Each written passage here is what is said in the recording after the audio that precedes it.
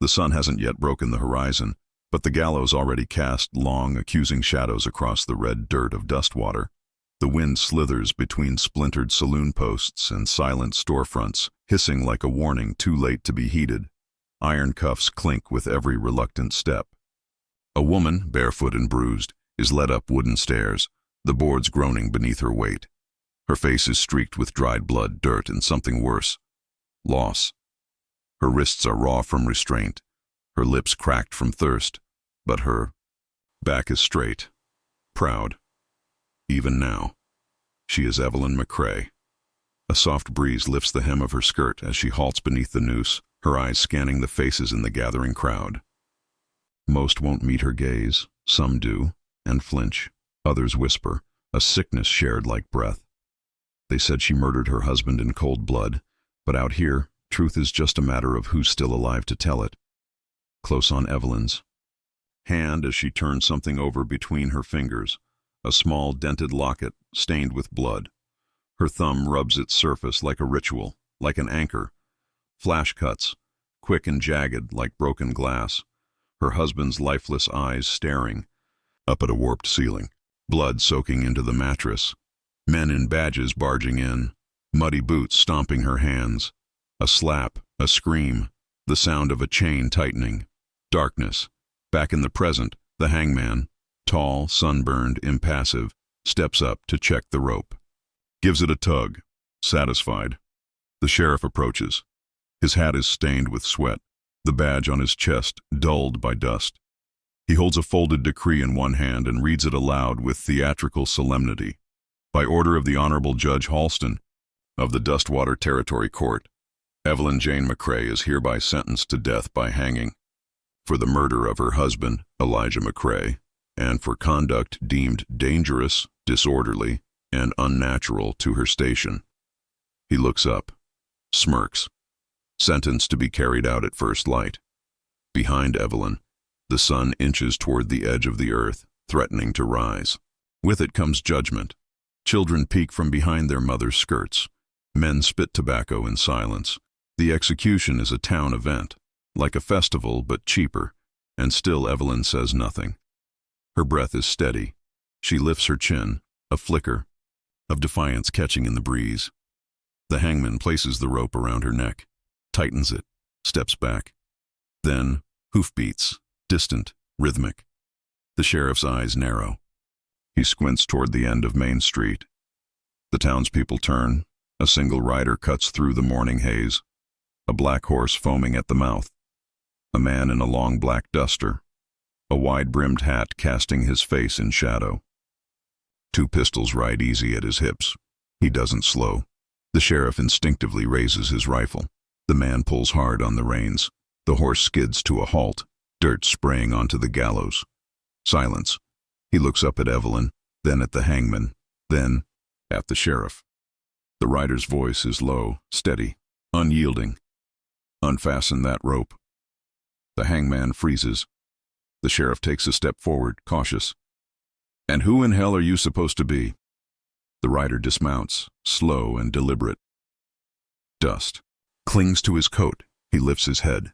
His face is hard, eyes cold. Dead. She's my bride, he says. Murmurs spread like wildfire. Gasps. Someone drops their coffee tin. The sheriff's rifle lowers just an inch. Evelyn stares, stunned. Her lips part, but no words come. Her hands tremble. The wind kicks up again, fluttering the rope beside her. And for the first time in weeks, maybe months, the world around her hesitates. The gallows wait, cut to black. Dustwater holds its breath. The black-clad rider doesn't move, not even a twitch. The gallows groan behind him, Evelyn watching like she's seeing a ghost ride out of her own death. The sheriff steps forward, rifle still in hand. You ain't got claim to her, she's condemned.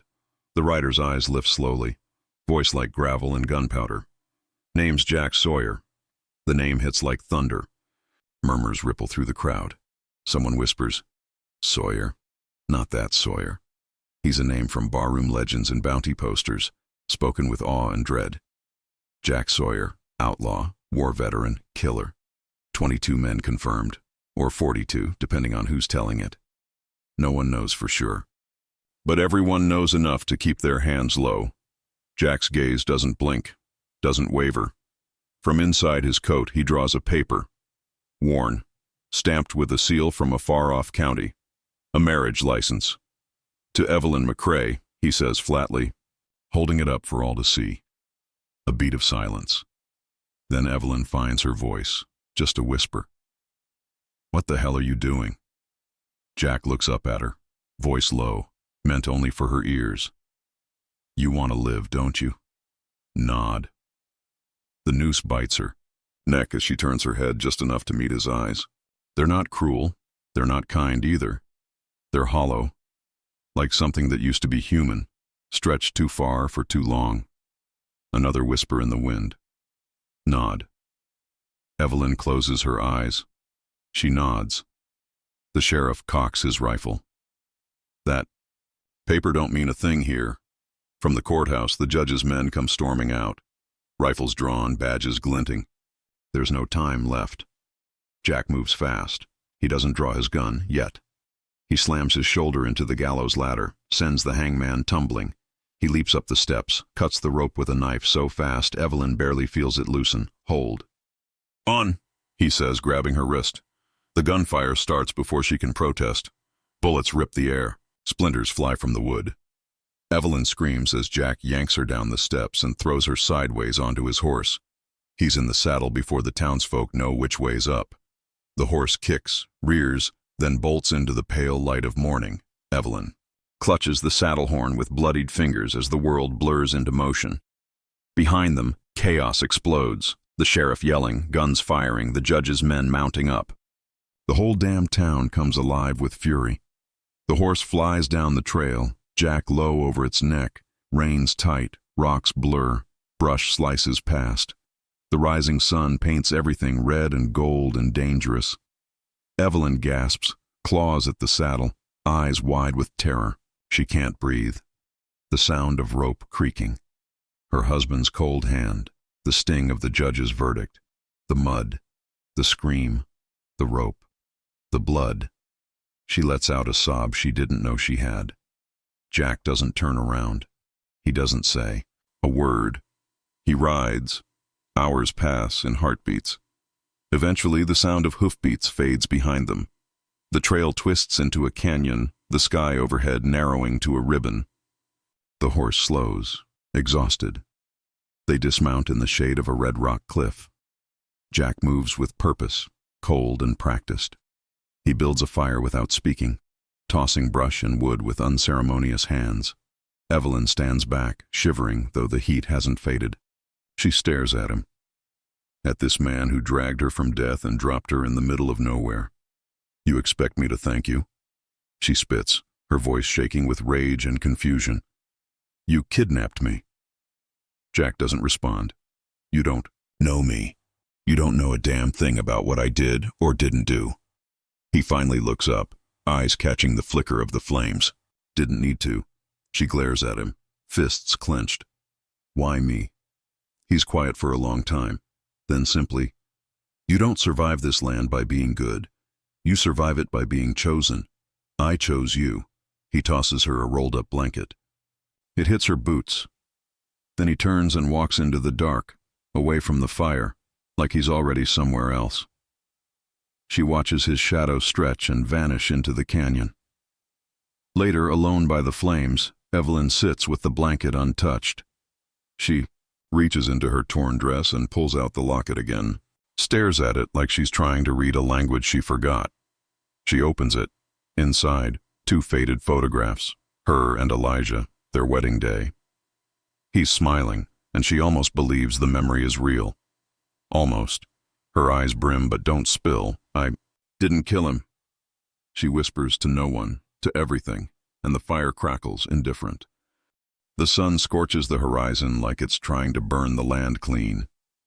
Jack and Evelyn move through a world chiseled by time and pain. Dust-cracked earth, canyon scars, bones of the Old West bleaching in the sun. Rivers run shallow. The horses falter. At one crossing, Jack gets thrown from his mount into cold, biting current. He emerges coughing, blood trickling from a deep scrape down his ribs. Evelyn scrambles to reach him, no hesitation.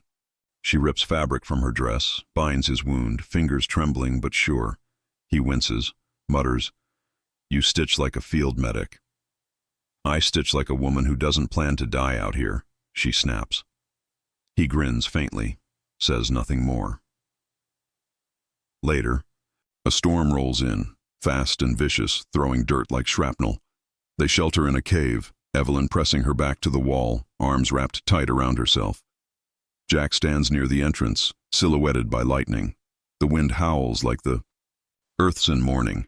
They survive the night on silence and will alone. Come morning, they press on. Jack limps. Evelyn walks beside him, not behind. Wolves trail them one night. Yellow eyes in the dark. Jack loads his revolver, but it's Evelyn who takes down the first. Quick, precise, no hesitation. She skins it, hands soaked red, jaw clenched. Jack watches her from the shadows. He doesn't speak, doesn't need to. At a rocky stream, they try to catch fish. It goes poorly. Jack slips and falls in with a curse. Evelyn laughs, truly laughs, for the first time in weeks. It surprises even her. He looks up, water dripping off his brow, and chuckles. That moment lingers. A crack in the ice. By firelight, he hands her his revolver. "First time I killed a man," he says. "I was 16. Didn't sleep for 3 days." She holds the weapon like it might explode. He shows her the grip, the weight, the way not to flinch. She fires at a bottle, misses, fires again, hits. He nods. Fast learner. That night, her voice breaks the silence. Elijah wasn't what he seemed. Jack glances over. She stares into the flames. "Used to rob banks, said God saved him. Became a preacher. I believed him, even when the bruises started." A pause. Long. "I found him one morning. Throat cut. Bed soaked in red. I screamed. Next thing I knew, I was in chains." She wipes at her eyes, fierce with herself. "Don't you dare pity me." Jack doesn't. He just sits beside her, close enough to feel but not touch. The night says the rest. Later, he speaks into the dark. "War makes ghosts out of the living. My brothers didn't get graves. They burned, screaming. That was the last time I prayed." She doesn't reply, just watches him, seeing through the armor for once. Days later, they find a bounty poster nailed to a post at a trail junction. Evelyn McCrae, wanted for murder. Reward, dead or alive. Associate, Jack Sawyer. Her hands shake as she tears it down. "They're not going to stop," she says. "No," Jack replies. That night, the ambush comes. Canyon walls close in like jaws. Gunfire cracks through the silence. Dust explodes. Horses scream. Bandits. Paid men. Mercenaries with cold eyes and hotter tempers. Jack shoves Evelyn down behind a rock, fires back with precision. He takes one in the shoulder, drops a man as he falls. Evelyn grabs his rifle. Breath tight, hands slick. The world slows. She fires, hits a man in the gut, watches him stumble, watches the life leave him. Silence, then vomiting. Hard, ugly, real. Jack doesn't say a word, just presses a hand over his wound, cleans his blade in the dirt. She sits beside him, shaking, but alive. That night, a stranger appears in their firelight. Man with skin like river clay and eyes like midnight. Braids over his shoulders, bow across his back. Jack's hand goes to his pistol. "Hawk," he mutters. The man nods, doesn't smile. "You limp like a coyote with a trap on its leg. You always show up after the bleeding starts?" Jack grunts. "Always." Hawk replies. He kneels by the fire, tending the flames without invitation. Says little, but he guides them through the next valley, knows paths the wind forgets. His presence is calm, ancient. Evelyn studies him with curiosity. "Why are you helping us?" she asks as they rest beneath junipers one twilight. Hawk looks from her to Jack. "Because he is lost. And so are you." And with that, He lies back on the earth, closes his eyes and sleeps like the mountain itself. Jack doesn't sleep. Neither does Evelyn. They sit awake together in silence, firelight dancing across their faces. The stars burn above them, witness to two souls clawing their way out of the grave. Dawn broke slow, bleeding gold over the distant hills as if the sky itself mourned. The land stretched wide and empty, whispering promises through the grass, of peace, of freedom, of something better beyond the blood-soaked memories. They'd camped near the old trading post ruins, stone walls eaten by time and ivy. Hawk traced a map in the dirt with the edge of his blade. "Montana," he said. "Northwest Trail, no patrols, fresh water, clean air." Jack nodded, gaze set on the horizon. "We can be there in 2 weeks." Evelyn stared at the embers.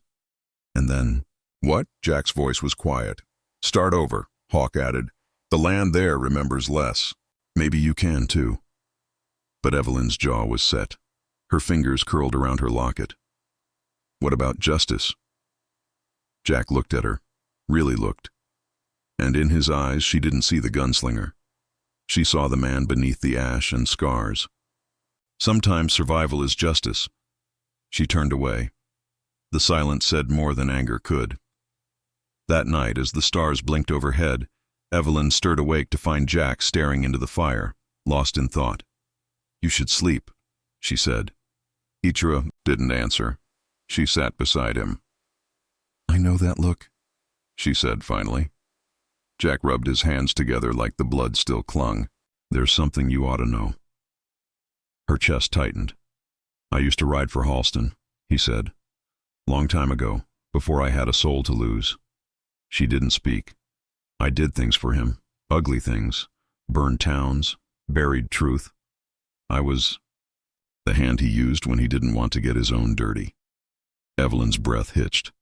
"I saw you once," Jack continued, "in chains, covered in mud. They paraded you like a trophy, and something in me cracked. So this," she said, voice trembling, "this whole thing was guilt?" Jack looked at her. "Maybe at first, but now it's more than that." She stood, turned away, tears burning in her throat. But she didn't leave. The past doesn't unmake the present. Just before moonset, everything unraveled. The crack of rifles tore through the still night. Fire sparked on the ridgeline. Torches, horses, shouting. Judge Halston had found them. Jack shoved Evelyn behind a crumbled wall. "Circle the north side," Hawk growled. "I'll hold the back." "No," Evelyn protested, but he was already gone, vanishing into shadow. Gunfire exploded. The stone walls lit with muzzle flashes. Jack moved like a man possessed. Fluid, brutal, a ghost of vengeance. He dropped 1, 2, 3 men before they even saw him. Evelyn grabbed a fallen revolver, ducked, fired, missed, fired again, hit. The man crumpled. Her breathing was ragged, but she kept shooting. Then the scream. Hawks. She ran, found him slumped beneath the ruins. Blood poured from a chest wound, black in the moonlight. "I'm sorry," she whispered. Hawk smiled faintly. "Don't be. You both needed a way forward. This was mine." His eyes dimmed. The night swallowed him. A scream tore from Evelyn's throat, but it was swallowed by gunfire. Jack found her moments later, covered in blood, eyes hollow. He gripped her shoulder, silent. No words could hold that kind of grief. They turned as one. Halston stood in the center of the ruins, flanked by his last 2 men. He stepped forward, arrogance curdling in his voice. "Well," he drawled, "ain't this a family reunion?" Jack raised his gun. Halston smirked. "Careful, Sawyer. Wouldn't want Evelyn here to find out the truth, now would we?" "I know," she said, voice like steel. Halston blinked. "You ordered Elijah's murder," she said. "Because I wouldn't give up our land," he sneered. "He was a means to an end. You were leverage. You refused. So I took what I needed." Jack's hands didn't tremble. His eyes didn't blink. The shot rang out like a thunderclap. Halston collapsed, a neat hole in the center of his chest. Silence followed. Not peace, just silence. The last of the judge's men fled. The battle was over. But the war, that stayed behind their eyes. Jack leaned against a pillar, bleeding. Evelyn knelt beside Hawk's still form, silent tears falling. Morning broke over the ruins like a benediction. Later, Jack saddled his horse in silence. Evelyn stood nearby, arms crossed. He looked at her. The offer still stands. Montana, fresh start. She met his gaze. I'm grateful, but I can't go. He nodded once. This journey, it's mine now, she said. I need to walk it, alone. Jack didn't argue. He didn't beg. He just looked at her like a man who'd finally found something worth holding and had the strength to let it go. She turned, mounted the horse Hawk had ridden, and rode into the rising sun. Jack watched her disappear, not with sorrow, but with respect. She wasn't saved. She saved herself, with grit, with fire, with the ghost of a gunslinger who gave her just enough. Time to find her way again. Out here, the past doesn't bury you, unless you let it fade to black. If Evelyn's story moved you, hit like, share your thoughts below, and don't forget to subscribe for more cinematic tales of the old. Frontier, ride steady, and we'll see you down the trail.